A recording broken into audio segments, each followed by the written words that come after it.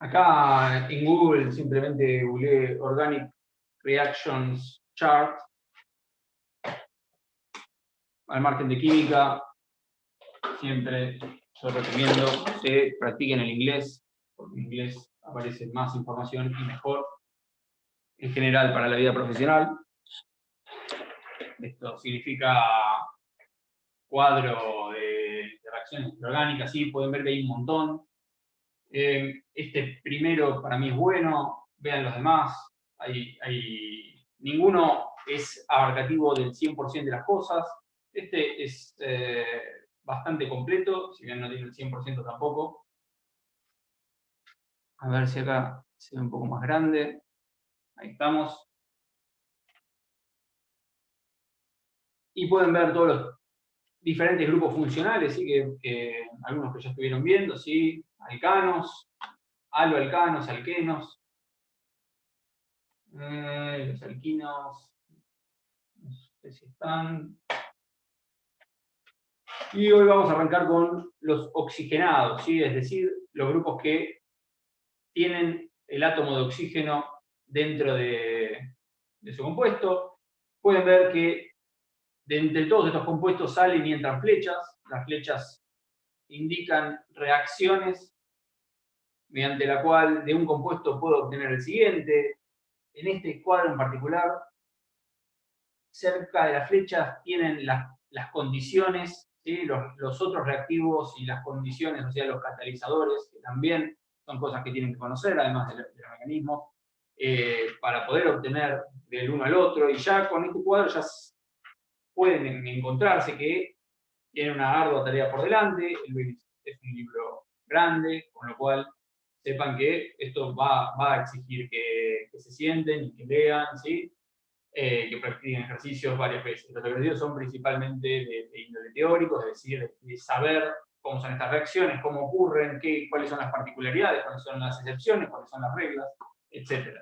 Incluso en este cuadro, bueno, acá los colores de las flechas están mencionados, los tipos de reacciones que son, ¿sí? Que también estuvieron viendo, adición, sustitución.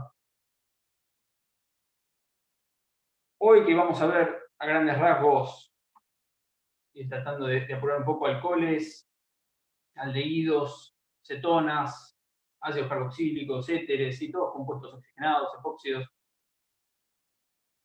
Vamos a hablar de todas las reacciones que tienen este tipo de moléculas. Y hay una que es común a la mayoría, que es la oxidación y la reducción.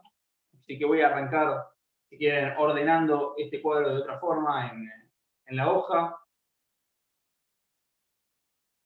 Solamente para empezar a plantear algunas reglas generales y después ya nos vamos una por una así de los compuestos a analizarlo y a ver las reacciones particulares.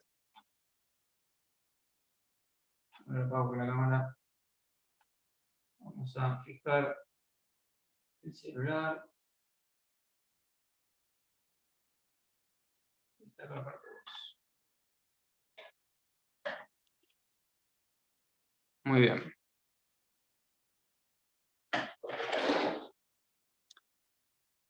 Bueno, entonces vamos a estar trabajando con todos estos grupos funcionales y tal como están ordenados en ese cuadro, de alguna forma también los podemos ordenar únicamente pensando en oxidación y reducción, pensando en los alcanos, que son moléculas grupos funcionales que ya estuvieron viendo, también alquenos y alquinos.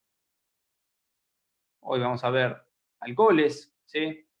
Donde tenemos un carbono unido a un grupo hidroxilo, ¿de acuerdo?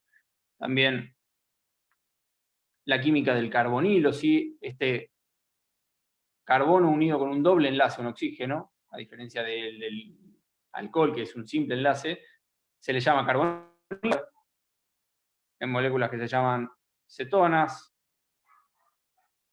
y en aldehídos.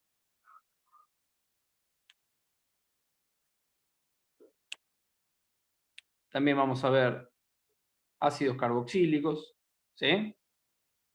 Y no vamos a ver, pero para este cuadro tiene sentido plantearlo, el dióxido de carbono. ¿Sí? Ya no es un compuesto orgánico, ¿sí? Simplemente es un gas de carbono. El orden en el que puse estos compuestos, ¿sí? Es el orden de oxidación, ¿de acuerdo? Podemos ver a la izquierda de todo un carbono unido por simple enlace a otro carbono, y bueno, por simple enlace también uno se imagina a otros carbonos. Fíjense que estoy simplificando, no pongo los hidrógenos que siempre están en todas estas moléculas y que las completan, ¿de acuerdo? No porque no estén, sino porque es una forma simplificada de presentarlos. Y de izquierda a derecha tenemos cada vez carbonos más oxidados, ¿sí? La oxidación de un átomo, recordarán, tenía que ver con el número de oxidación, ¿sí? Con ese más uno, más dos, menos uno, menos dos que a veces los átomos tenían y que vieron en la química anterior, ¿sí? Típicamente el oxígeno siempre es menos 2 y el hidrógeno es más 1, ¿de acuerdo? Hay varias formas de tratar de analizar cuál es el número de oxidación de diferentes átomos en diferentes moléculas, pero con eso nos va a alcanzar ver que, bueno, de estas ninguna está unida a oxígeno. Acá ya tengo un simple enlace a un oxígeno, con lo cual, si acá tengo un menos 2, este carbono ya será quizá más 2, pero en realidad este menos 2 del oxígeno está unido a un más 1 de un hidrógeno, ¿sí?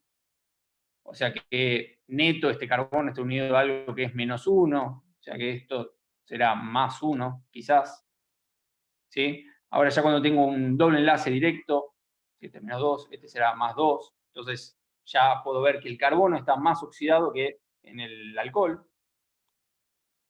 Me voy al caso dentro de orgánica de mayor oxidación, ¿de acuerdo? Donde tengo el carbono con un doble enlace a un oxígeno y con un simple enlace a un hidróxido, ¿sí? A un oxígeno unido a un hidrógeno. Digamos que todo esto va a ser menos 1, ¿sí? Menos 2 más 1. Entonces este ya estará más oxidado, y bueno, el caso más oxidado ya sería el que obtengo de la combustión, ¿de acuerdo? De las moléculas orgánicas, sean combustibles, los alcanos, los alquinos, o, bueno, todos son combustibles, digo, me refiero, sean gasolinas o sean otros compuestos orgánicos, siempre los puedo hacer combustionar con oxígeno, ¿sí? Y sé que obtengo dióxido de carbono y agua, a veces la oxidación máxima, ¿de acuerdo? Entonces acá tengo 2 átomos de oxígeno, tendré menos 4 y este será más 4, ¿de acuerdo? Entonces, de acá a izquierda a derecha, tengo procesos de oxidación, e inversamente, de derecha a izquierda, tengo lo que se conoce como reducción, ¿de acuerdo? Recordarán que las reacciones se llamaban de óxido-reducción, ¿sí? Siempre que tengo algo que se oxida, también tengo algo que se reduce, son los contrarios uno del otro, por ende, si estoy yendo de un alto número de oxidación a un número de oxidación menor, simplemente estoy reduciendo, ¿de acuerdo? Esta oxidación se puede hacer, estas reacciones de oxidación, voy a poder ir desde izquierda hacia derecha simplemente con utilización de oxidantes. Y entonces tendré algunos oxidantes fuertes, ¿sí? Como típicamente utilizamos el dicromato de potasio y el permanganato de potasio, aunque hay algunos otros, ¿sí? El agua oxigenada. Y también tenemos débiles, donde por ahí el más interesante es el PCC, aunque también vamos a hablar del óxido de manganeso. ¿Sí? Son todos reactivos que van a hacer que yo pase, por ejemplo, de un alcohol a una acetona, de un alcohol a un aldehído, de un alcohol a un ácido carboxílico. Cuántos casilleros yo me pase va a ser dependencia de si estoy utilizando un oxidante fuerte o un oxidante débil. ¿De acuerdo? no solamente la fuerza de oxidación, es decir, la cantidad de casilleros que yo me paso, está definido por el tipo de reactivo, sino que también a mayor concentración del oxidante, mayor fuerza,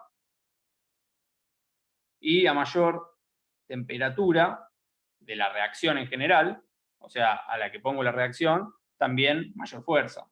¿De acuerdo? Esto les puede hacer acordar en cinética a los factores principales que afectan la velocidad de reacción, ¿sí? La concentración de mis reactivos y la temperatura a la que hago la reacción. Ambos componentes que cuando aumentan la velocidad. Por ende, de la mano de eso también viene la idea de que aumenta el poder oxidante, o sea que me voy a pasar por ahí, en vez de un alcohol a un aldehído, por ahí me salteo y paso directamente a un ácido carboxílico. ¿De acuerdo? Por supuesto, el oxidante fuerte por defecto, si queremos, es el oxígeno, aunque con las reacciones con oxígeno normalmente son de combustión, con lo cual ya me voy de orgánica y no me va a interesar para todo este trabajo que vamos a hacer de reacciones dentro de orgánica, donde paso de un grupo funcional a otro y veo cómo reaccionan entre sí. Ahora, hablando de reducción, tal como el oxígeno es el oxidante digamos, por defecto, ¿no? Está como en su nombre. El reductor, o digamos, más conocido es el hidrógeno, ¿de acuerdo? De hecho, acá en algún punto ya lo venía mencionando, es el único que le puse un número de oxidación típico, ¿sí? +1. Y siempre que aparecía el hidrógeno, le baja el poder oxidante al oxígeno.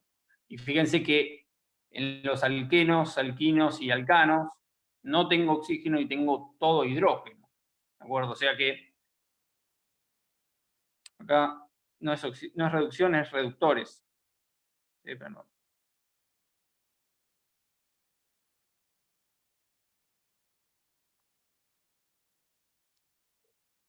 Tengo el hidrógeno y también hay compuestos, hidruros de litio aluminio, hidruro de boro sodio. Son otros reductores, otros reactivos reductores, que nuevamente va a ocurrir un poco lo mismo en relación a la concentración y la temperatura a la que pongo estos reactivos. Tendrán mayor o poder reductor dentro de esta escala simplificada, así de izquierda a derecha y de derecha a izquierda. Bueno, dicho esta regla general, hablemos un poco más de algunas otras reglas generales que vamos a Natán, ver. discúlpame. Hay Sí. un par de compañeros que quieren entrar. Sí, genial, gracias. No, de nada.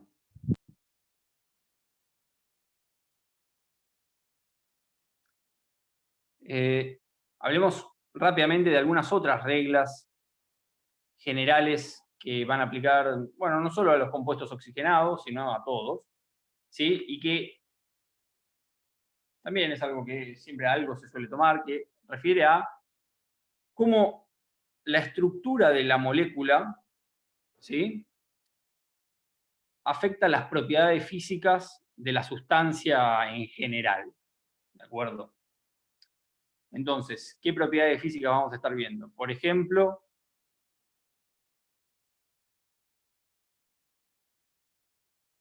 no sé por dónde empezar, si por la causa o por la consecuencia. Bueno, vamos por la consecuencia. Vamos a hablar de propiedades físicas, ¿sí?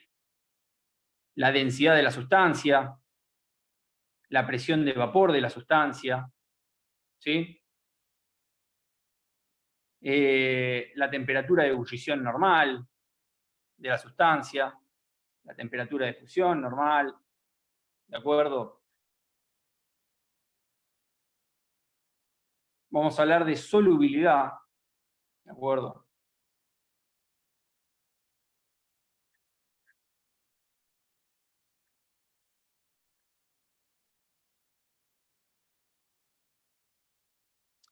Y más adelante, cuando empecemos con los ejercicios, al final de la clase, también vamos a introducir algunas otras más.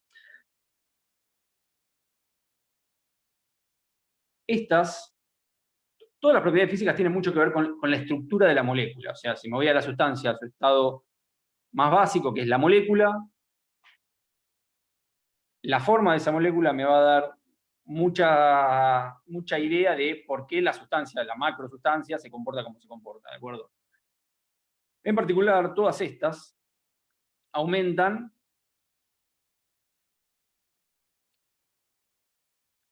si aumentan las fuerzas intermoleculares.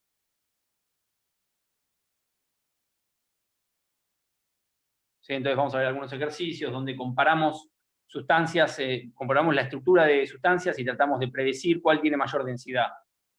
Y entonces, según lo que acabo de poner, uno va a poder decir, bueno, la que tiene mayores fuerzas intermoleculares de esas dos sustancias será la que tiene mayor densidad. Similarmente para la presión de vapor. Bueno, perdón. La presión de vapor es al revés, ¿no? Todas estas aumentan y presión de vapor disminuye si aumentan las fuerzas intermoleculares. ¿Qué son las fuerzas intermoleculares? Son las fuerzas que existen entre dos moléculas de la misma sustancia, ¿sí? O sea, voy a analizar una sustancia por separado, por más que esté comparando dos sustancias distintas, voy a analizar cada una por separado y digo, bueno, esta sustancia está compuesta por moléculas, y esas moléculas, además de tener fuerzas intramoleculares, es decir, de adentro de la molécula, que son los enlaces covalentes, por ejemplo, en el caso de orgánica, o pueden ser enlaces iónicos, ¿de acuerdo? Cuando hablamos de sales, esos son intramoleculares, entre los átomos de la misma sustancia. Tenemos las intermoleculares, que va a ser entre una molécula entera y otra molécula de la misma sustancia, ¿de acuerdo? Básicamente, vamos a estar analizando tres tipos de fuerzas intermoleculares en cualquiera de estas sustancias para tratar de entonces de predecir si su densidad va a ser mayor que la de la otra sustancia, si su presión de vapor va a ser menor que la de otra sustancia, si su temperatura de ebullición va a ser mayor, etc. ¿Y cuál es la lógica? Si la fuerza que hay entre dos moléculas es muy grande, entonces esas dos moléculas probablemente van a estar muy pegadas entre sí, ¿no? Si están muy pegadas entre sí, y bueno, es lógico que la densidad de esa macrosustancia sea mayor. Tengo mayor cantidad de masa en una menor cantidad de volumen, ¿de acuerdo? Similarmente, su temperatura de ebullición normal espero que sea mayor, ¿no? El agua hierve a 100 grados. Ahora, una sustancia que tenga más fuerzas intermoleculares que el agua, y que en todo lo demás sea muy similar, y me va a costar llevarla a mayor temperatura para que deje de estar en su estado líquido y lograr separarla a su estado gaseoso. Similarmente con la temperatura de fusión. La presión de vapor es un poco la inversa de esta lógica de la temperatura de ebullición. La presión de vapor era, para un sólido, para un líquido, la tendencia a volatilizarse, ¿no? La presión de equilibrio a la que esa misma sustancia sólida o líquida pasa a estar en gas en equilibrio con el sólido. Bueno, esa tendencia de un sólido, de que algunas de las moléculas del sólido se conviertan en gas y estén ahí en equilibrio, y si la fuerza intermolecular es mucha, y va a ser menor esa tendencia a vaporizarse, ¿no? Por ejemplo, si tengo un metal con fuerzas intermoleculares muy grandes, y la presión de vapor será mínima, ese metal sólido tienen las moléculas con mucha fuerza entre ellas, y bueno, alguna pasará a estado gaseoso, alguna presión de vapor no nula habrá, pero es casi nula. Y esa es un poco la explicación de esto, ¿no? Pero, ¿cuáles son estas fuerzas intermoleculares? Ya las conocen. Tenemos las fuerzas de London,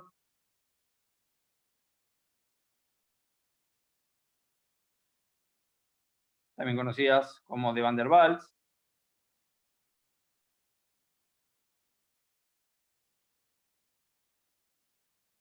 No sé si se escribe así. Las fuerzas dipolo-dipolo. y los puentes de hidrógeno. Vamos a numerar 1, 2, 3 reglas generales para ver si una sustancia particular tiene alguna de estas tres fuerzas, tiene las tres y cómo compararlas entre sí.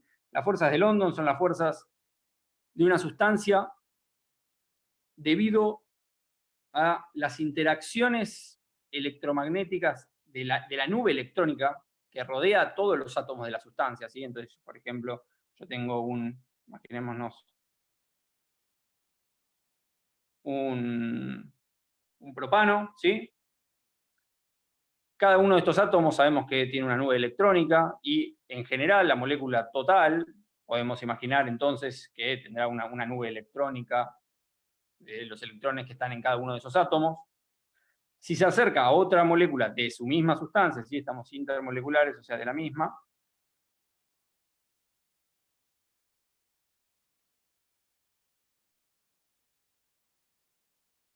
es esperable que quizás en algún momento esta nube electrónica, que no es fija, sino que un poco se mueve en el espacio, bueno, quizá momentáneamente generó una pequeña densidad de mayor cantidad de electrones por este lado, entonces hay una pequeña densidad de carga negativa acá y una pequeña densidad de carga positiva acá, ¿sí? Y a la otra molécula le habrá pasado algo parecido, pero opuesto, incluso se afectan entre sí, y esta carga negativa mueve la de la otra sustancia, y bueno, acá entonces tengo como si fuesen dos imanes, positivo, negativo, y hay una pequeña atracción. Entonces, esta fuerza de London, ¿de qué va a depender? Y primero va a depender de la cantidad de átomos que tengo. Mientras más átomos tengo, más nube electrónica tengo, y más posibilidad de que en alguna parte de esa nube electrónica esté pasando esto. Digo más, no todos los átomos tienen la misma cantidad de electrones. Mientras más pesado es el átomo, ¿sí?, mayor cantidad de electrones tiene, ¿no? Mientras más protones tienen en su núcleo, también mayor cantidad de electrones tiene. Si yo miro la tabla periódica, que está ordenada por peso atómico, también me encuentro con que a mayor peso atómico, mayor cantidad de electrones, ¿de acuerdo? O sea que la fuerza de London, lo que voy a analizar en cada sustancia es a mayor peso molecular, espero mayor fuerza de London. Mayor fuerza 1, ¿sí? La llamo 1 porque yo la numero así, pero se lee fuerza de London. ¿Y qué otra cosa puede afectar esto? Bueno, la inversa, ¿no? Todo esto vale siempre para la inversa. Menor fuerza a peso molecular, menor fuerza. Ahora, lo otro que puede afectar esto es la facilidad para que dos moléculas particulares de esta sustancia se acerquen bien juntas una a la otra.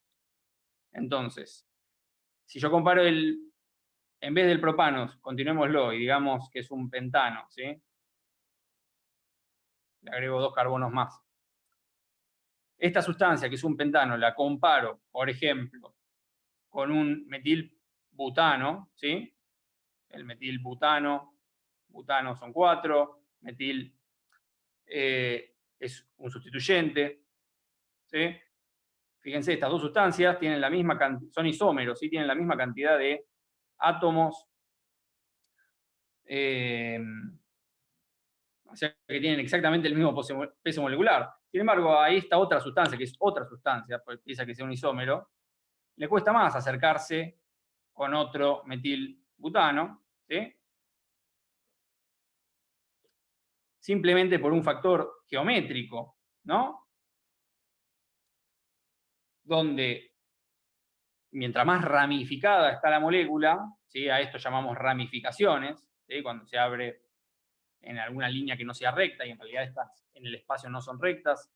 Los alcanos saben que tienen ángulos de 109, pero es mejor que esta otra que tendrá en el espacio en 109 hacia allá, ¿sí? Una cosa así. Y por ende, esta tiene lo que se llama un impedimento geométrico.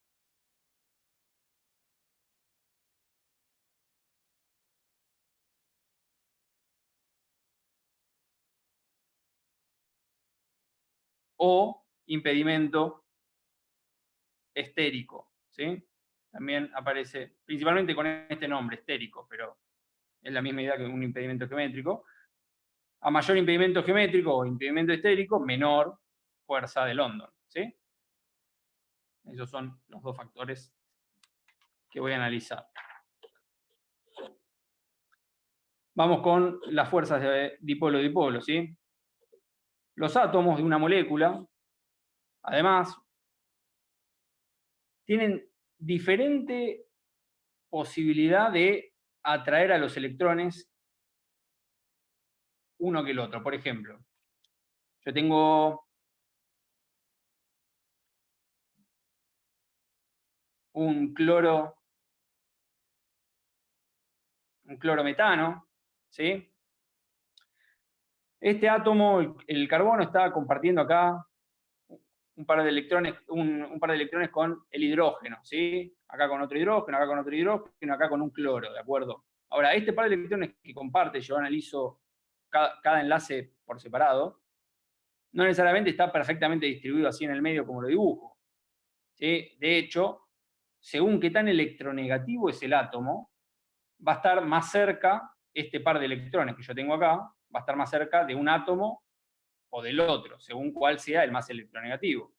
También la tabla periódica está ordenada por electronegatividad, ¿sí? La electronegatividad crece de abajo hacia arriba y de izquierda a derecha en la tabla periódica. Si me fijo a la Hola, derecha... Natán. Creo que unos compañeros quieren entrar a la sala. Vale, gracias. Eh, si yo me fijo a la derecha de la tabla periódica, tengo los halógenos, ¿de acuerdo? Los halógenos son el cloro, el bromo, el yodo, el flúor, ¿sí? Los que están casi a la derecha de todo, antes de los gases ideales, ¿sí? De los gases nobles. De hecho, el cloro es mucho más electronegativo que el carbono, ¿de acuerdo? Entonces, en realidad, estos electrones están más bien acá, ¿sí? Entre el carbono y el hidrógeno no hay tanta diferencia. El carbono es un poco más electronegativo que el hidrógeno, pero muy poco. Entonces uno podría pensar que en vez de estar perfectamente en el medio, está apenas los electrones tirados hacia el carbono. No hay un efecto tan grande. ¿Y cuál es el efecto? Bueno, el efecto de que los electrones estén más tirados hacia un átomo genera una densidad de carga negativa cerca de ese átomo y una densidad de carga positiva en el otro. Esto hace que si un clorometano se encuentra con otro clorometano, nuevamente, el otro clorometano obviamente también le va a pasar lo mismo, va a tener este mismo momento dipolar que se llama, o momento dipolo-dipolo, y por eso el nombre de la fuerza. Y entonces se va a traer la densidad de carga negativa uno con el otro, y entonces acá tengo como si fuese un imán molecular mayor, y entonces a mayor diferencia de electronegatividad, mayor será la fuerza intermolecular, ¿sí? De dipolo-dipolo, esa es fuerza intermolecular 2. Ahora, hay casos particulares. Si yo tuviese un carbono que en vez de 4 hidrógenos está completamente sustituido por cloros, ¿qué pasa? La tendencia de todos los cloros a tirar los electrones hacia así, de manera totalmente simétrica, cancela esta fuerza, digamos, este momento dipolar ubicado en una parte de la molécula. ¿Se entiende? Entonces, si la molécula es simétrica, no hay fuerza dipolo-dipolo. ¿De acuerdo? Pese a que, bueno, no voy a entrar en comparación. Estos dos puntos. La tercera fuerza de puente de hidrógeno es un momento dipolo-dipolo extremo, si quiero, ¿de acuerdo? Entonces, ¿por qué digo extremo? Porque voy a buscar el átomo menos electronegativo de la tabla, es decir, el que está más arriba y hacia la izquierda, el hidrógeno, y voy a ver los casos en los que está unido con los átomos más electronegativos, ¿sí? Típicamente los halógenos.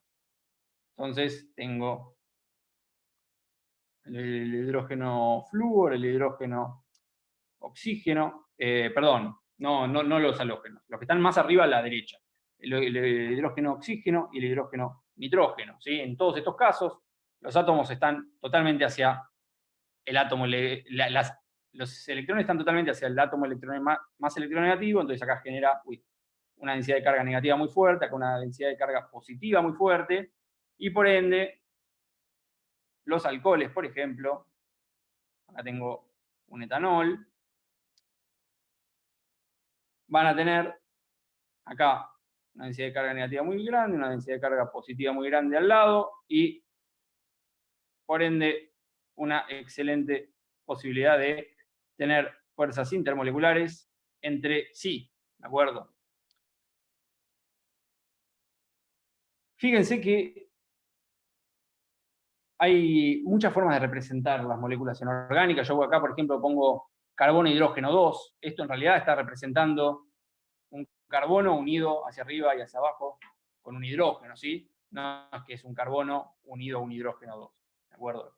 Pero como uno trabaja con tantos hidrógenos en orgánica, busca formas de reducirlos y hasta en el primer cuadro que había planteado ni los escribí, ¿sí? No porque no estén. Siempre están, el carbono siempre está unido a 4 cosas en orgánica, ¿sí? No necesariamente a 4 cosas.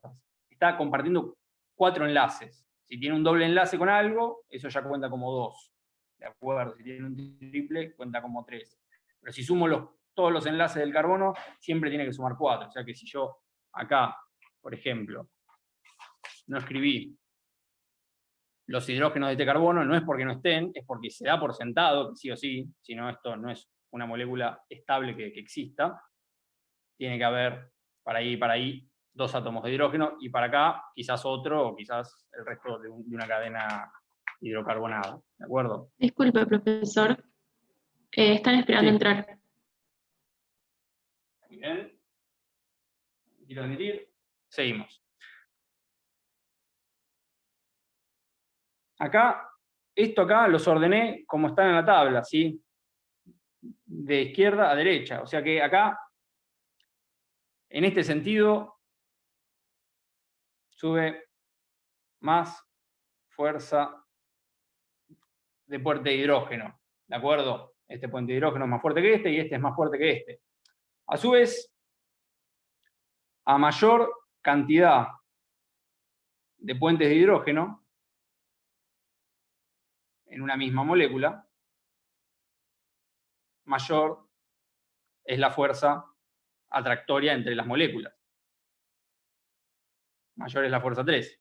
¿Qué me refiero a más cantidad de puentes de hidrógeno? Y, por ejemplo, puedo tener un etanol, como el que estoy planteando acá, y lo puedo comparar, su fuerza intermolecular, con cómo será un etanodiol, ¿sí? Un etilenglicol. Es un nombre comercial, ¿de acuerdo?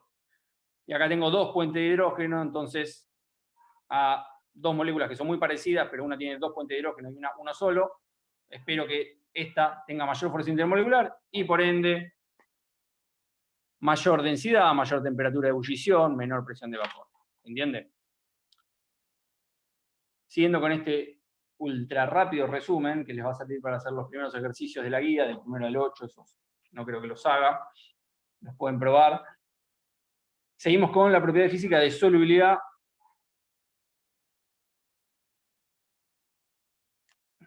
Miscibilidad.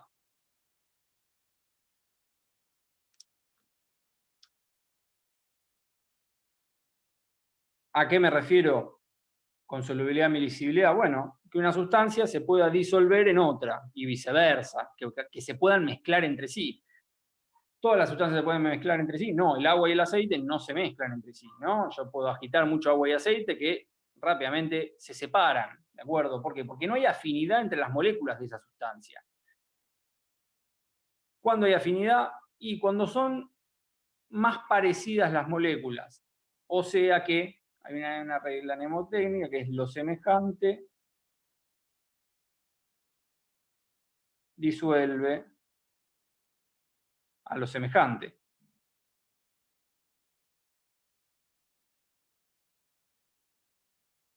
Es decir, las sustancias con moléculas polares se disuelven y son muy miscibles, es decir, lo mismo, con otras sustancias polares, polar con polar, y similarmente las sustancias no polares se disuelven con sustancias no polares. ¿Qué es que una sustancia sea polar? Bueno, que dentro de la molécula tenga fuerzas dipolo-dipolo o fuerzas puente hidrógeno, que vimos que es un caso como extremo de la fuerza dipolo-dipolo. ¿Qué es una sustancia no polar? Bueno, una sustancia que no tenga de esa fuerza. Por ejemplo, una sustancia no polar típica, todos los alcanos, ¿sí? Si yo pienso en el pentano,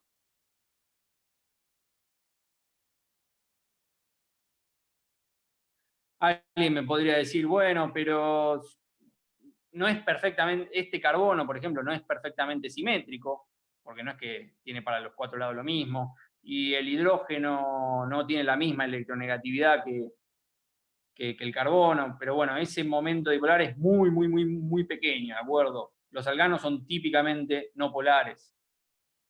Mientras más alcano tengo, menos polar es, o sea, más no polar es decir, a mayor cantidad de cadena,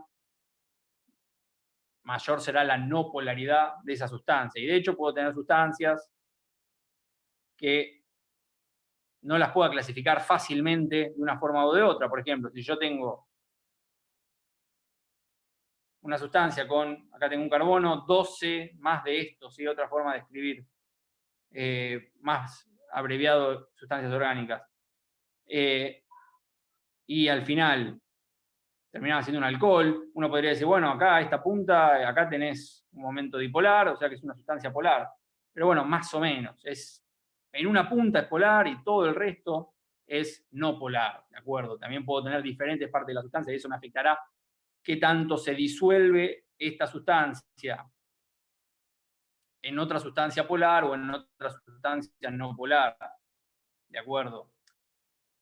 Nada en química es una regla que aplica a todo y que es así de sencillo. Todo hay que analizarlo y que experimentarlo, ¿sí? Y estas son reglas que surgen del promedio de todas las generalizaciones. Ahora, cuando hagamos ejercicios, cuando hagan ustedes ejercicios y nosotros les tomemos, vamos a tratar de hacerles comparar sustancias que sí sean comparables y que no me entre tanto la duda de si es polar o si no es no polar, ¿de acuerdo?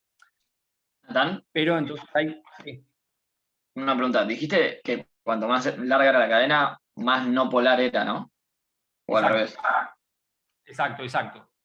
Joya.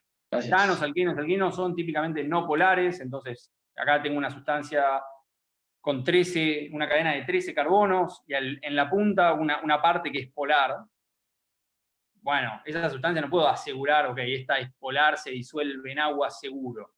El agua es polar, ¿no? ¿Por qué? Porque tiene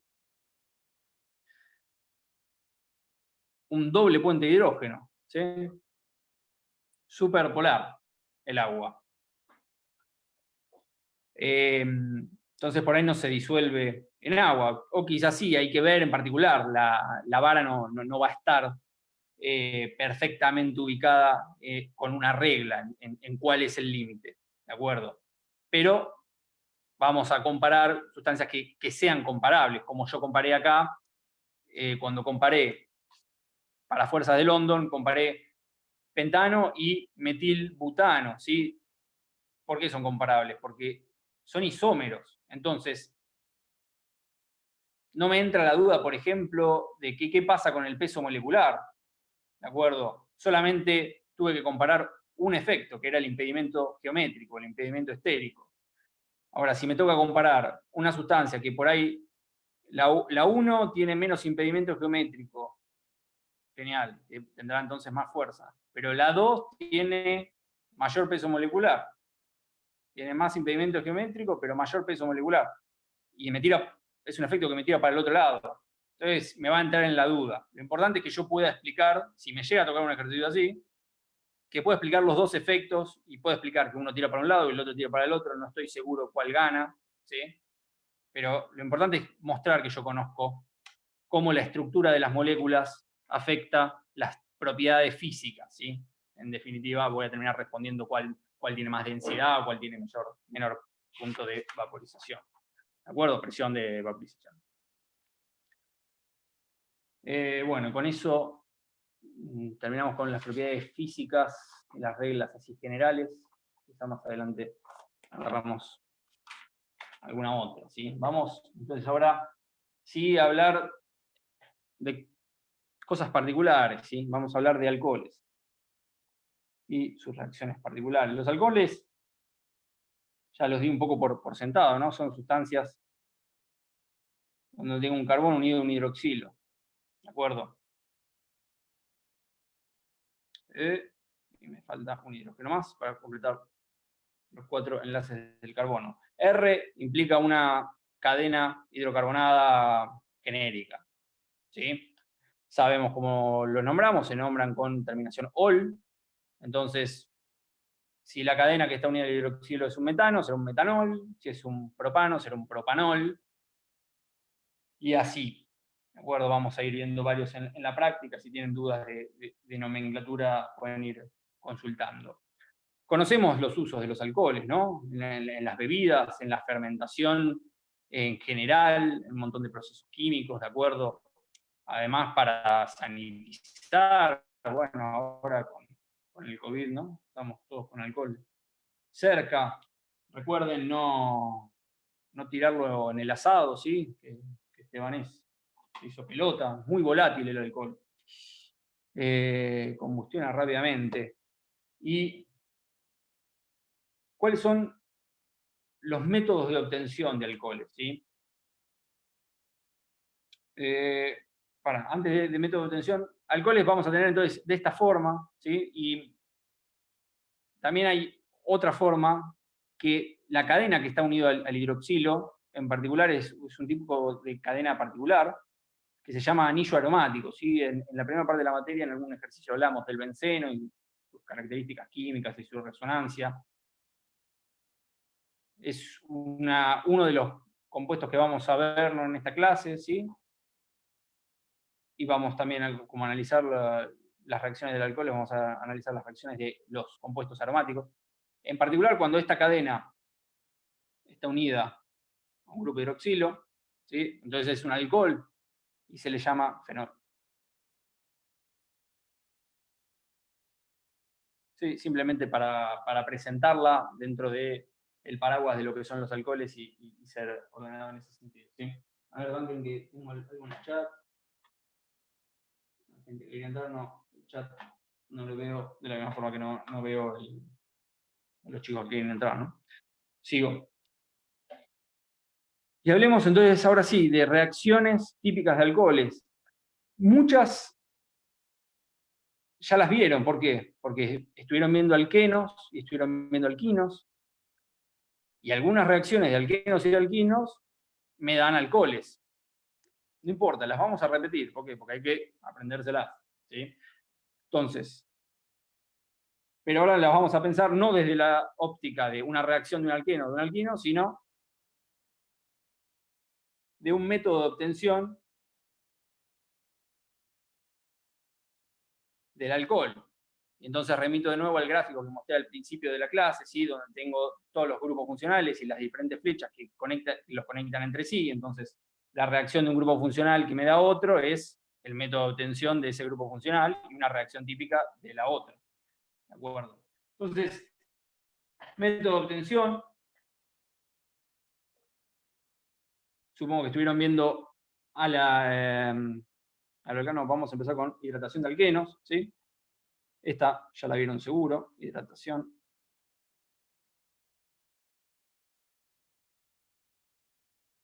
La hidratación de alquenos. El alqueno sí era cuando tenía un doble enlace así. Vamos a completar con los hidrógenos. Hidratación me habla de que el reactivo es agua, ¿sí? Se hidrata. Y es una adición electrofílica, ¿sí? A los dobles y a los triples enlaces normalmente hablamos de adición, ¿de acuerdo? Rompemos uno de los dobles o triples enlaces y agregamos átomos a la molécula, a diferencia de la sustitución, ¿no? Cuando sacamos un átomo de la molécula original y agregamos otro. En la hidratación de alquenos, que ya la vieron, teníamos que el agua se dividía en dos. Una parte del agua, un oxidrilo, iba a uno de los lados del doble enlace, y el hidrógeno restante del agua iba al otro de los lados del doble enlace. Acá le pongo prima para indicar que puede ser no necesariamente la misma cadena que R.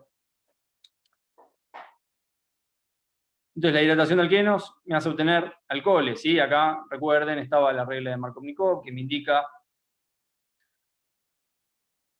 a qué lado, digamos, esto que era el agua que yo tenía acá, cuál va a qué carbono, ¿sí? En este caso es lo mismo, la regla de Markovnikov no aplica, pero bueno, es algo que ya estuvieron viendo. Y es un método de obtención de alcohol.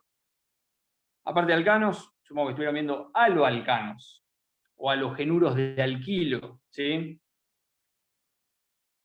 Y los halogenuros de alquilo tienen también su sustitución nucleofílica ahora, no una adición.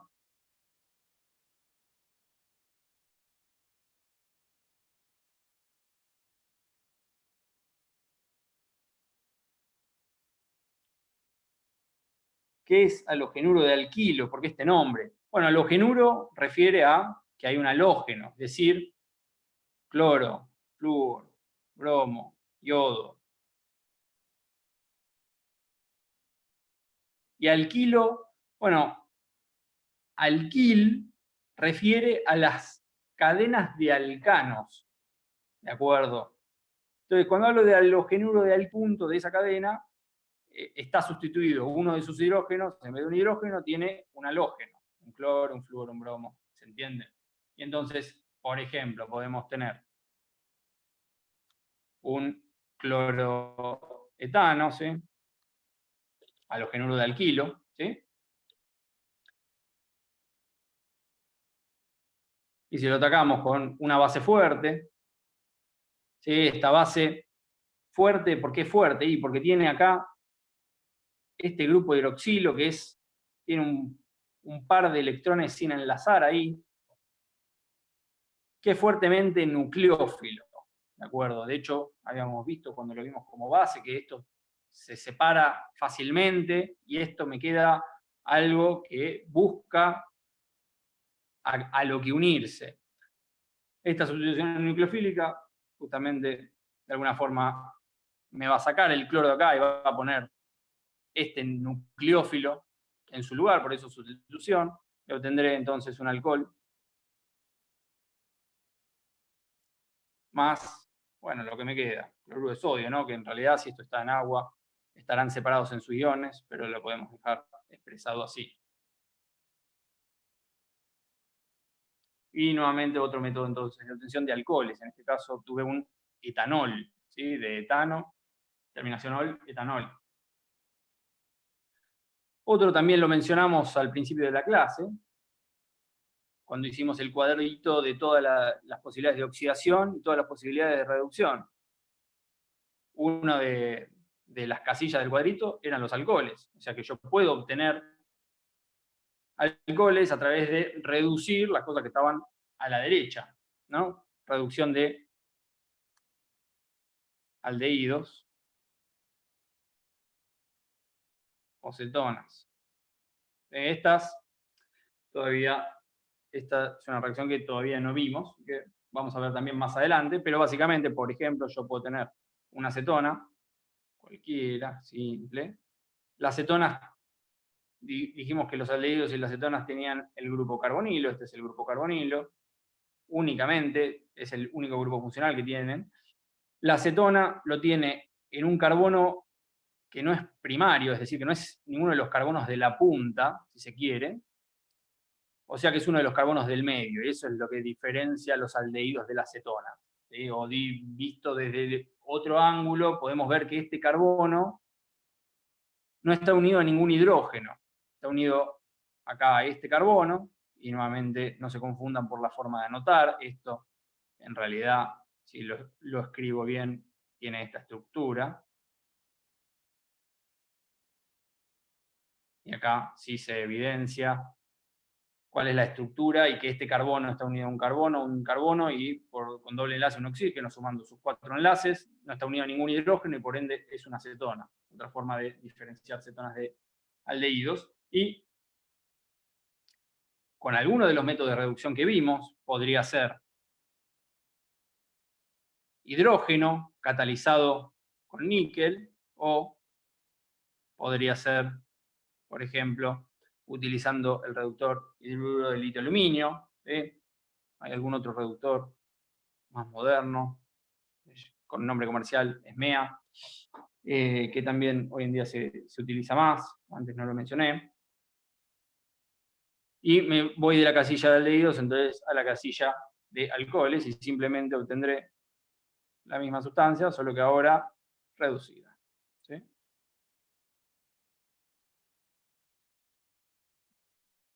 La reducción, terminé agregando hidrógenos a mi molécula, ¿de acuerdo? Manteniendo la misma idea que el agregado de hidrógenos reduce el estado de oxidación de una sustancia. Y este es entonces otro método de obtención del alcohol. Ahora, fuera de los métodos de obtención, pensemos reacciones de alcohol.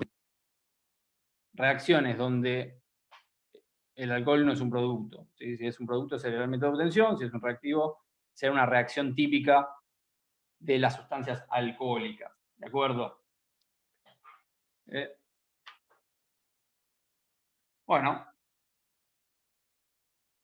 empecemos las reacciones con metales alcalinos. ¿Sí? Principalmente se utiliza el sodio. Sodio no como en el hidróxido de sodio, que está unido en una molécula, sino sodio metálico, sodio puro. Sodio con grado de oxidación 0. ¿Sí? Por ejemplo, tengo metanol más sodio metálico y obtengo otro nuevo tipo de compuestos, ¿sí? Partiendo de un alcohol, que se llama alcóxido, ¿sí? Que es una molécula que está ahí entre la mitad de entre ser orgánica y una sal, ¿sí? La unión que hay entre este oxígeno y este sodio es una unión no covalente simple, sino del tipo iónica, ¿sí? A veces lo escribimos de esta forma para marcar que es una unión iónica diferente a las típicas de orgánica. Esto para que esté, ¿cómo se llama? Balanceado. Tengo que marcar entonces acá que sustituí el hidrógeno, que se va como gas. ¿Se fue? Estos alcóxidos, en particular, este alcóxido, que es el nombre general, viene de un metanol. Entonces este es un metóxido. ¿Sí? Metóxido de sodio. Fíjense que hasta el nombre hace recordar a las sales, ¿no? Como cloruro de sodio. Esto es un metóxido de sodio, que se utilizan bastante porque son muy reactivos justamente por tener este tipo de enlace iónico en el medio para producir éteres. Ya lo veremos también más adelante hoy.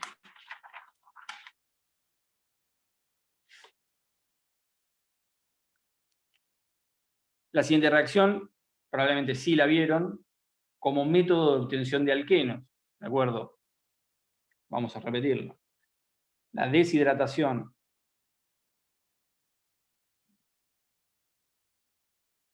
de alcoholes. Una reacción típica de los alcoholes, ¿sí? Entonces, ¿cómo era la deshidratación de alcoholes? Teníamos algún alcohol genérico, ¿sí? Y catalizado por ácido sulfúrico y a temperaturas mayores a 180 grados centígrados, voy a deshidratarlo, es decir, quitar una molécula de agua de adentro de mi sustancia. Básicamente, voy a quitar el oxidrilo y uno de los hidrógenos de al lado, ¿de acuerdo? Como estoy eliminando moléculas, voy a regenerar dobles enlaces, ¿sí? Cuando Cuando reacciono con un doble enlace, normalmente le estoy adicionando. Pierdo uno de los dos dobles enlaces, uno de los dos enlaces del doble enlace, y adiciono átomos. En este caso estoy eliminando átomos y voy a regenerar entonces un doble enlace y obtener entonces una molécula ya sin el hidroxilo, que se perdió como agua, por eso deshidratación. Yo veo al hacer esta reacción que se libera agua, que no había, yo tenía alcohol, y se libera agua, por eso deshidratación, y lo que obtengo es un alqueno, lo vieron como parte de las reacciones de obtención de alquenos, ¿de acuerdo? Y también vieron que tiene sus reglas, ¿sí? Las reglas de Zaitsev, para analizar también para qué lado va a ir el doble enlace en casos particulares, ¿sí? Eso ya es de alqueno. Otra reacción típica, tenemos la sustitución nucleofílica. A ver, que tenemos gente. Quieren entrar, ahí estamos. Sustitución nucleofílica.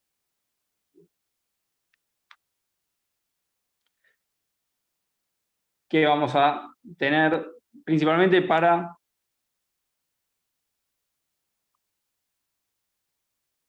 volver a tener halogenuros de alquilo, ¿sí?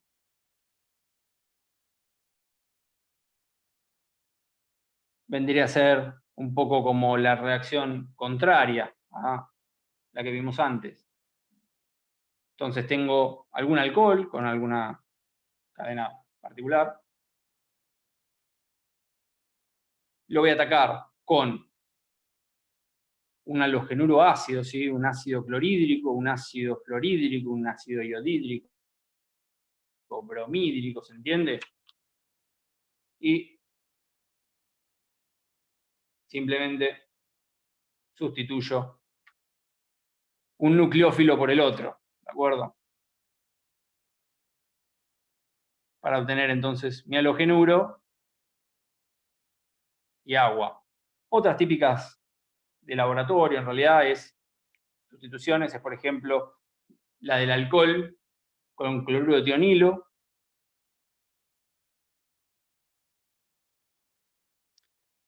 que se obtiene nuevamente el halogenuro de alquilo, ¿sí? Cloruro de alquilo, y se libera dióxido de azufre y ácido clorhídrico, que como estos dos son gases, termina siendo una reacción bastante limpia en cuanto que parte de mis productos se van como gases, se van si tengo el reactor abierto y si no, digamos, los puedo capturar si quiero, ¿no? Tengo el reactor todo cerrado con un tubito que sale por arriba, y los puedo sacar y separar y obtener en otro lado, y entonces obtengo un producto bastante puro. Entrando en esto, remarcar que todas estas reacciones que vamos a estar hablando no son reacciones así sencillas, en el sentido de que, no sé, pongo tal reactivo y tal otro reactivo y obtengo un producto y nada más un producto. De hecho, van a ver que varias reacciones se pisan entre sí. Entonces, en el laboratorio y en la industria, cuando yo mezclo reactivos, rara vez obtengo únicamente el producto que quiero obtener. ¿Ya vieron algo? En toda la parte de equilibrio, ¿no? Donde vimos que, bueno, las reacciones muchas veces están en equilibrio, entonces obtengo el producto, pero el producto me regenera los reactivos. Pero además, el producto por ahí reacciona con alguno de los reactivos y me genera otro subproducto. O por ahí la reacción, esta por ejemplo, no me hace obtener únicamente esto, sino que me hace otras mezclas posibles que existen. Y en definitiva, lo que planteamos muchas veces cuando planteamos estas reacciones es la reacción mayoritaria y la de mayor interés comercial. ¿Se entiende? Entonces, los productos no son ya productos que se obtienen perfectamente estequiométricamente, sino que muchas veces son los productos mayoritarios que se obtienen de alguna reacción, ¿de acuerdo? Por eso también nos damos las libertades de, a veces, no poner exactamente todos los reactivos, como dice acá, que puse al sulfúrico como si fuese un catalizador. En realidad el sulfúrico es un reactivo pero me interesa remarcar que conozcan el reactivo, el producto y acá los catalizadores, que también hay que aprendérselos, pero que sepan que es en presencia entonces de sulfúrico, de ácido y de calor. ¿De acuerdo? Por eso están estas libertades de hacer cosas que por ahí no están perfectamente balanceadas estas ecuaciones, ¿sí? Toda la química es la cocina, ¿de acuerdo? Entonces, los resultados son mezclados. De hecho, muchas veces de estas reacciones, digamos, la reacción es un primer paso. Después de obtener mis productos, tengo que hacer varios pasos posteriores para tratar de purificar la mezcla que me quedó de productos o de separar de la mezcla que me quedó de productos lo que más me interesa, ¿sí? De hecho, algo ya estuvieron viendo que se hace así con todo el tema del petróleo, ¿no? Yo hago destilar el crudo justamente para poder separarlo en la mezcla de todas las cosas que componen el crudo. Incluso después de hacerlo reaccionar catalíticamente, reducirlo, esto, aquello, también obtengo mezclas de productos. Y nuevamente los tengo que hacer pasar por procesos de separación, de depurado, ¿sí? Etcétera. Bueno, y también hablemos de una que también ya hablábamos, que sería la oxidación de alcoholes, tal como ya habíamos hablado de la reducción para obtener alcoholes, ahora hablemos de qué pasa cuando oxida un alcohol. Y entonces acá podemos separar a los alcoholes en, clasifico, digamos, en alcohol primario, alcohol secundario y alcohol terciario.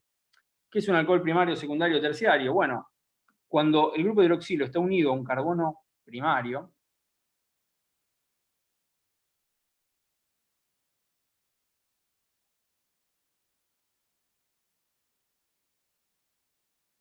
¿sí? Entonces el alcohol es un alcohol primario. El carbono es primario porque está en la punta de la cadena. ¿Estamos de acuerdo? ¿Se entiende? El alcohol secundario, similarmente, y estoy jodido con el espacio, estoy haciendo las cosas mal. El alcohol secundario, entonces estará unido a un carbono secundario. Por ejemplo, en un propano, el secundario es este. ¿Sí? O podría ser, no necesariamente tiene que ser el número 2. Esto podría ser un pentano, ¿sí? Para que quede más claro. Esto podría ser un pentano. Y yo lo pongo en el carbono 3. Pero, ¿por qué es un carbono secundario? Es el carbono 3 de la molécula, ¿sí? Siempre que empiezo a contar de la punta, 1, 2, 3. ¿Pero por qué es un alcohol secundario? Porque es un carbono que está unido únicamente a dos carbonos. Y el resto de sus uniones son a hidrógenos. ¿Se ve? Entonces, si sustituyo uno de esos hidrógenos por un oxidrilo, vamos a hacer la estructura bien, ¿sí? Bueno, y ahora que hice la estructura bien, se puede ver más claramente, ¿no? Este carbono está unido a dos carbonos y por eso es un carbono secundario, y sus otras dos uniones son a un hidrógeno y a un hidroxilo, entonces este es un alcohol secundario. Similarmente, un alcohol terciario será el que esté unido a un carbono terciario. Y con esta misma lógica, este no era un carbono terciario, este es el carbono 3. Pero un carbono terciario va a ser un carbono que esté unido, en vez de a 4 hidrógenos, va a estar unido a 3 carbonos, y en su cuarto enlace, que es el único que le queda, tendrá que ser al grupo alcohólico. ¿Sí?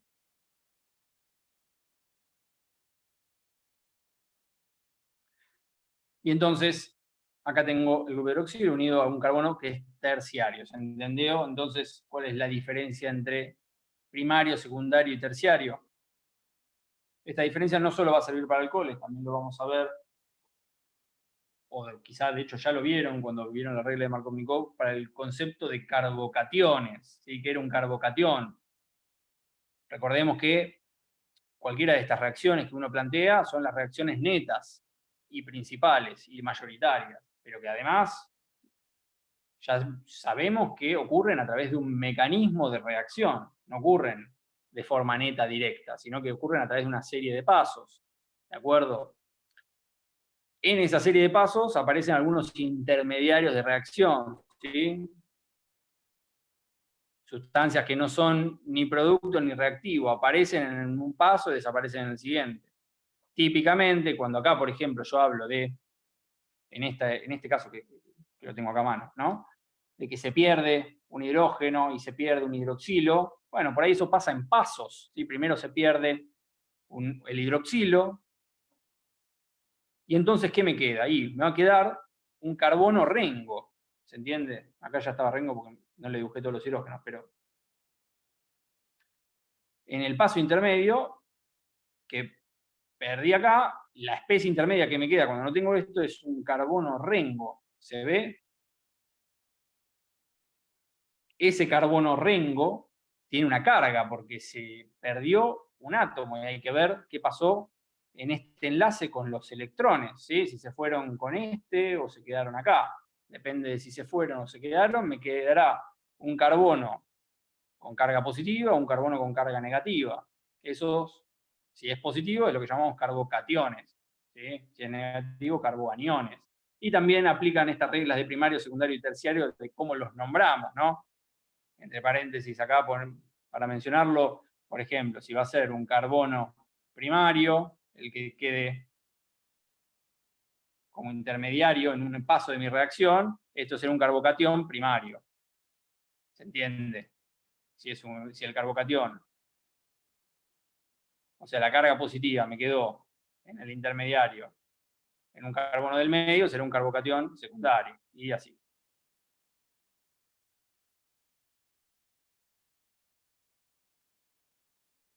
Esto, además de saberlo para conocer las formas en que se mencionan estos carbonos, tiene una aplicación en cada caso. En el caso de los carbocationes, tiene la aplicación de que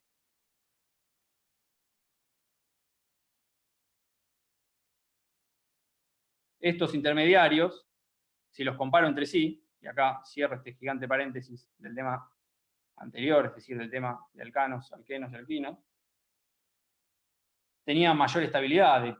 El primario es menos estable que el secundario es menos estable que el terciario, ¿sí? Entonces, muchas veces, eso me define cómo ocurren los mecanismos de reacción, ¿sí? Si una reacción puede ocurrir, por ejemplo, con un propano, y me puede aparecer un carbocatión acá o en la punta, y probablemente me aparezca acá, porque en la punta sería un carbocatión primario, y es menos estable que pase eso. Entonces, probablemente va a pasar el que es más estable.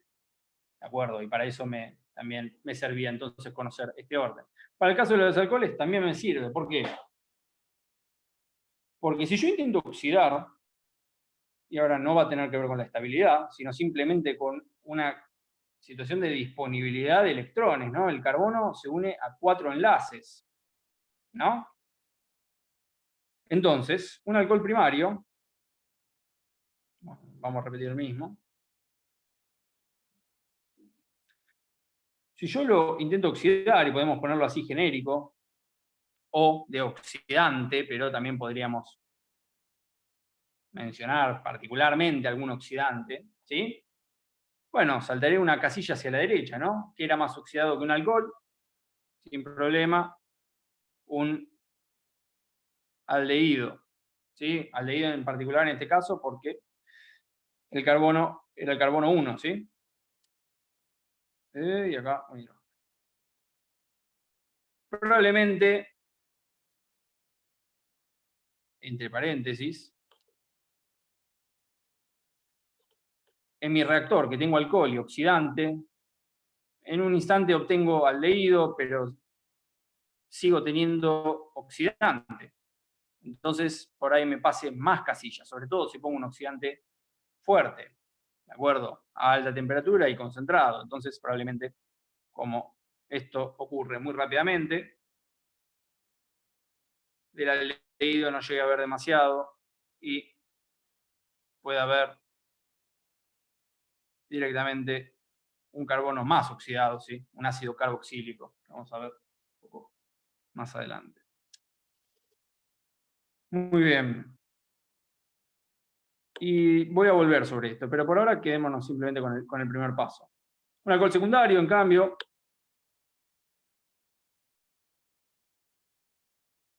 cuando lo oxide, no tengo un aldehído, obtengo una acetona, simplemente por cuál es el centro de ataque, ¿no? El centro de ataque siempre es el grupo funcional, ¿de acuerdo? El lugar donde, cuando tengo doble o triple enlace, es porque tengo ahí mayor cantidad de electrones, y cuando tengo un hidroxilo, cuando tengo un aldehído, es porque tengo puntos de la molécula con momentos dipolares, ¿sí? muy distintos, entonces con una gran polaridad, y son los centros de ataque. Entonces se va a oxidar este punto, y bueno, obtengo un carbonilo en este punto, y bueno, la diferencia por ahí con el otro, en el alcohol primario y secundario, es que acá obtengo una acetona, no un aldehído, ¿de acuerdo? Y para el alcohol terciario,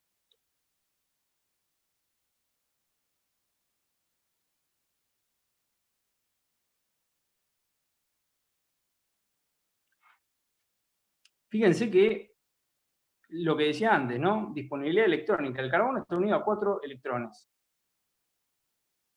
Y yo acá quiero oxidar el centro de ataque, que es este, y unir este carbono a un doble oxígeno, y me va a quedar un carbono unido a 5 enlaces. 1, 2, 3, y acá me quedaría 4, 5. ¿De acuerdo? Y eso no puede pasar, porque el carbono tiene disponibilidad para unirse a 4 enlaces. Y por ende, simplemente, si estoy intentando oxidar un alcohol terciario, no pasa nada. Por supuesto, si le meto oxígeno y una chispa, bueno, voy a prender fuego el alcohol y ya directamente destruyo la molécula y obtengo dióxido de carbono y agua, ¿de acuerdo? No, pero no entramos en esos tecnicismos de que eso también es oxidación. Simplemente hablamos de no pasa nada dentro de la orgánica y utilizando los oxidantes fuertes y débiles de los que estuvimos hablando. Otra diferencia es, si yo ahora en el alcohol secundario esto quisiese seguir oxidando, quisiese o como me pasó antes, simplemente tengo oxidante en ese reactor, me va a pasar lo mismo, ¿no? De este carbono, ¿cómo sigo oxidando? Tendría que agregar un hidroxilo más, ¿no? Como tengo acá en el carboxilo. No tengo los enlaces suficientes, este carbono ya está unido a 2 carbonos, entonces a menos que rompa la molécula, no va a pasar. Entonces acá también, acá se me corta acá, no pasa nada. Lo que quería agregar para el alcohol primario, ¿sí? Que esta oxidación rápida en 2 pasos se podría evitar si yo realmente quisiese obtener el aldehído y no obtener nada o casi nada de ácido carboxílico. Supongamos que este es mi producto deseado. Bueno, tendría que utilizar entonces un oxidante muy suave. ¿Sí? Típicamente se habla y únicamente se habla del PCC. ¿Sí? A baja temperatura, a baja concentración. ¿De acuerdo? Todos factores que afectan el poder oxidante de ese oxidante, de forma tal que sea un oxidante débil, y entonces quizás ahí sí lograré obtener el aldehído y que se quede ahí. ¿Sí? Esto, si quieren, como corolario de todas estas reacciones de oxidación, en la que también presentamos entonces la idea de alcoholes primarios, secundarios y terciarios. Salgámonos ahora de los alcoholes, ¿sí? Terminamos con los alcoholes. Pasemos a los éteres. ¿Qué son los éteres? Antes de irme a los éteres. Perdón.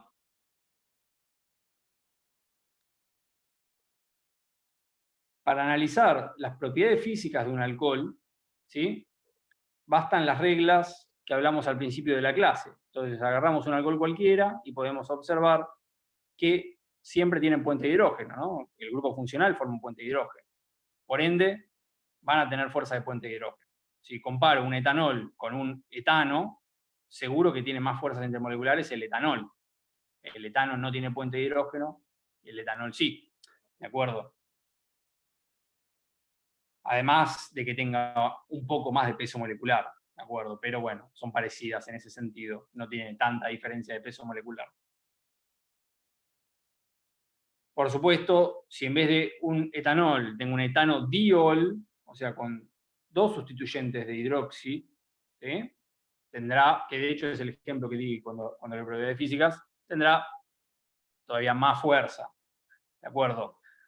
Además, es una sustancia polar, sobre todo si la cadena esta no me voy a 20 carbonos, a 30 carbonos, que como dije, las cadenas de alcanos largas son no polares. Y son alcoholes, no sé, 10 carbonos con un grupo de hidroxi. Bueno, el grupo de hidroxi es muy polar, entonces la sustancia en general va a ser muy polar y por ende se disuelven en agua, ¿de acuerdo? Totalmente miscibles en agua el alcohol, de hecho, más de uno lo habrá probado en su casa, de mezclar alcohol y agua, ahora con el tema del COVID. De hecho, son tan miscibles que nunca podemos comprar alcohol 100% puro en la farmacia, ¿no? Siempre el 99,999, porque donde fabrican eso y les cuesta separar ese último porcentaje de los parecidas que son las sustancias del agua y el alcohol, y por ende lo miscibles que son entre sí.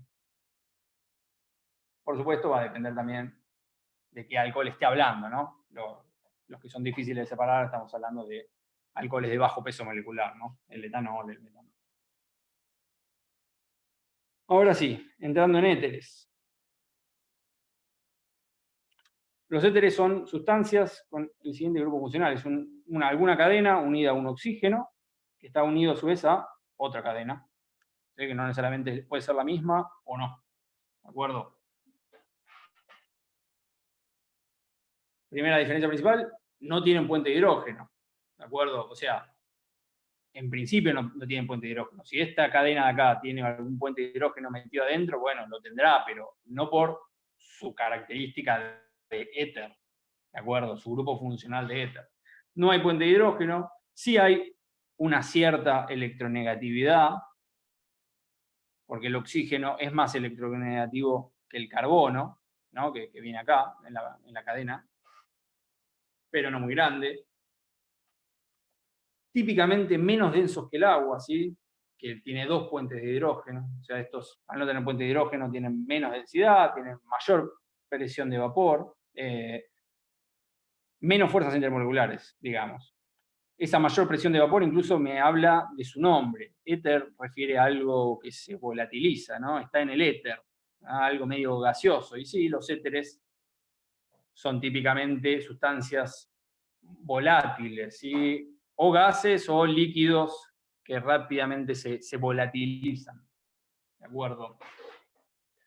Muchas de ellas, de hecho, son perfumes sintéticos que se utilizan en la industria, ¿sí? Por esta característica de ser muy volátil, huele fácilmente. También se utilizan como disolventes apolares, ya que su polaridad es baja, en procesos de laboratorio y algunos procesos industriales. ¿Qué es un disolvente? Bueno, ya saben, algo que disuelve otra cosa. Como venimos hablando, en el laboratorio y en la industria, todas estas reacciones son grandes mezclas. Entonces lo que obtengo al final es un producto que no es purísimo y le tengo que hacer procesos. Algunos de los procesos ya lo vieron con el de destilación. Otro proceso posible es tratar de hacer pasar a mi mezcla de productos, diluirla con un disolvente selectivo.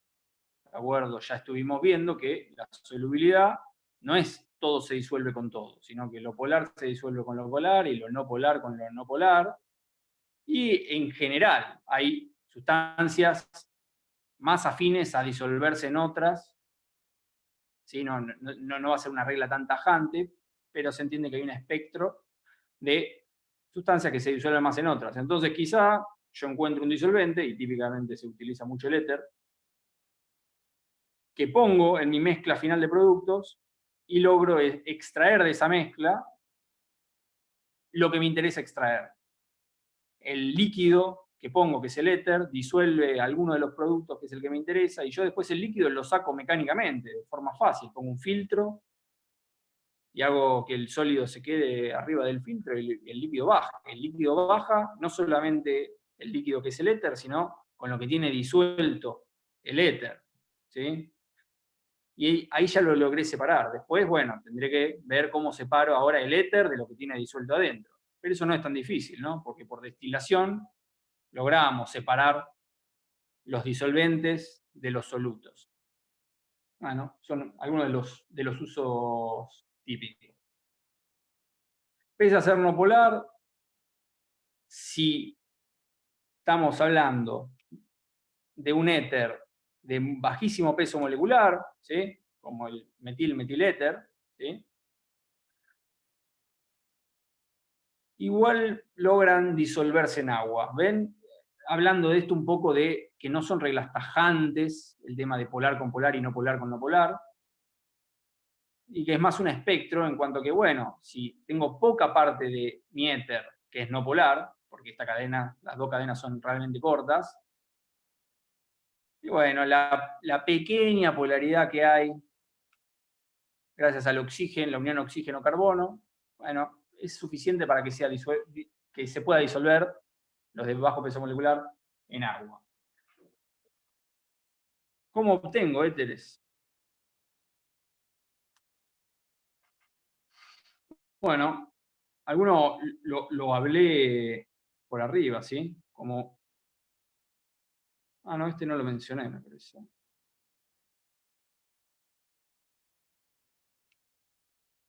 No lo mencioné como una de las reacciones del alcohol, quizá lo debería haber hecho.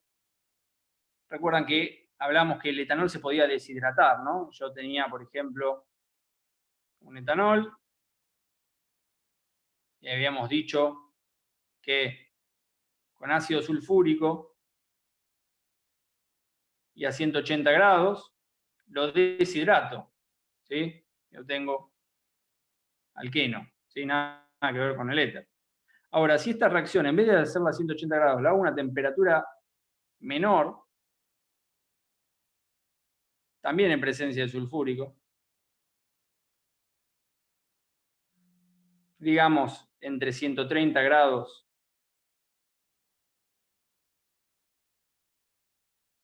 al revés, ¿no? Entre 130 y 180, más o menos.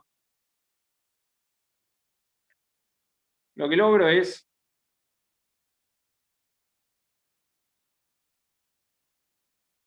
obtener un éter de 2 moléculas de este etanol, es decir, va a ser un etil, etil, éter. ¿Sí? Y acá queda entonces más claro que cualquiera de estas dos reacciones no va a ser pura. Cuando estoy a 179 grados obtengo 100% de etil-etil-éter, y si estoy a 180 grados obtengo 100% de eteno, ¿sí? Sino que muchas veces tengo mezclas y las condiciones de reacción me indican cuál va a ser el producto mayoritario. ¿De acuerdo? También tengo la síntesis de Williamson, en donde voy a utilizar los alcóxidos que mencionamos antes, ¿sí? Yo tengo 2 de esos alcóxidos que podíamos obtener a partir de alcoholes, ¿sí? Este tipo de sal orgánica.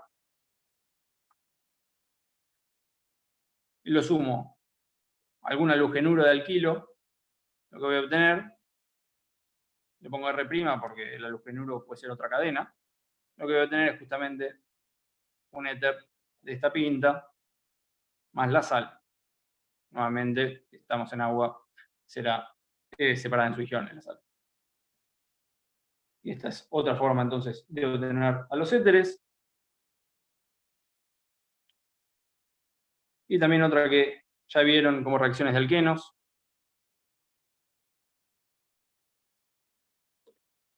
Si junto a alquenos más alcohol,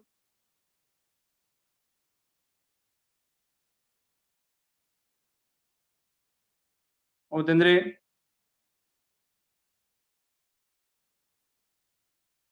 éter más agua. No, es una adición. Disculpen. Obtendré éter. esta reacción que ya vieron en alquenos, incluso la vieron dentro de una reacción muy importante de los alquenos, porque está relacionada a la industria del petróleo, que es la de producción de metil terbutil éter, ¿sí? Un mejorador del número de octanos de la nafta, ¿de acuerdo? El octanaje de la nafta habla de su capacidad de autodetonancia, ¿sí? Una sustancia autodetonante es una sustancia que detona fácilmente, explota fácilmente.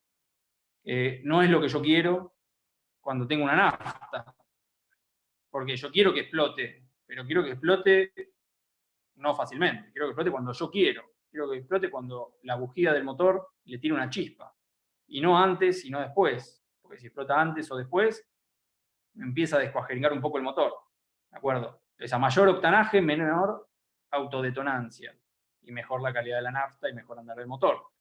El MTBE es un mejorador del número de octanos y se obtiene justamente a partir de utilizar un terbutil, un alqueno, ¿sí?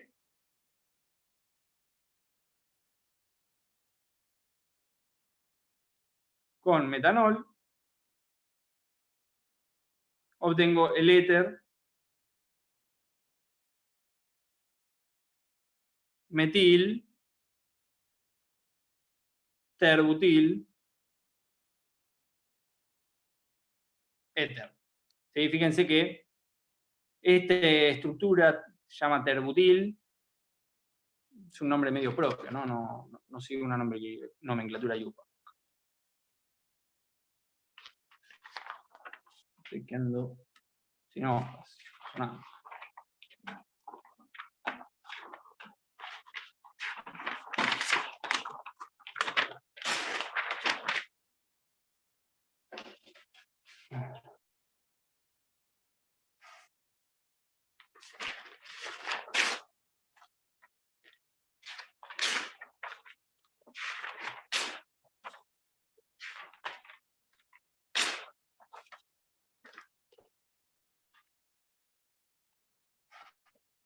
Hablemos rápidamente de los epóxidos. Los epóxidos son sustancias cíclicas de 2 carbonos nada más, ¿sí? Unidas por un oxígeno, ¿de acuerdo? De interés principalmente gracias a las resinas que se pueden lograr a través de los epóxidos, ¿de acuerdo? ¿Cómo lo obtengo? Obtención es un proceso de oxidación de un alqueno a altísimas presiones, ¿sí? Y en presencia de plata. Logro esta sustancia que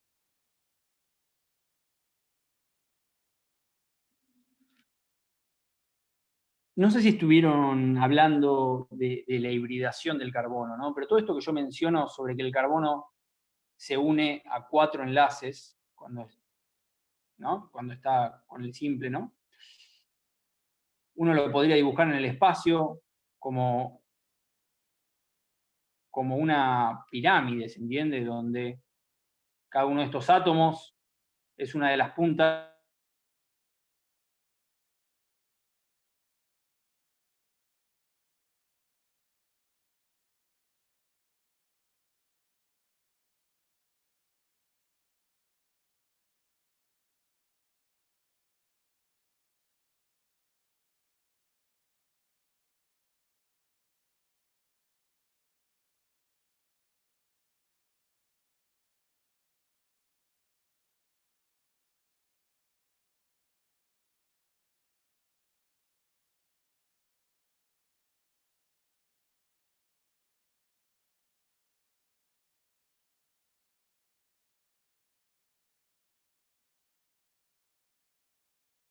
y por ende reactiva, o sea que se hace con otras sustancias y a través de eso